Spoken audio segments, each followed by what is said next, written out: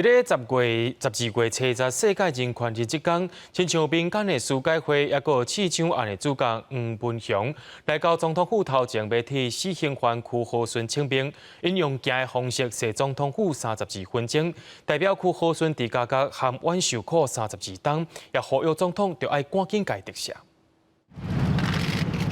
世界人权日这天，包括民间司法改革基金会在内救援者甲基辅律师团来总统府头前的广场，甲因为入境案去互判死刑的屈和顺来谢冤。民间团体这摆是用架设总统府周围32分钟的方式来象征屈和顺失去自由32天。顶前的队伍哪行哪放送过去的警察，用拍的用骂的，强逼强法，连做录音带，一个一个拢挂卡条手铐。扮演屈和顺的人目睭搁按乌布，代表讲洪冤枉32天，伫感觉无见天日。 去年的模拟亚洲人权法院判决说，台湾政府羁押屈和顺32年，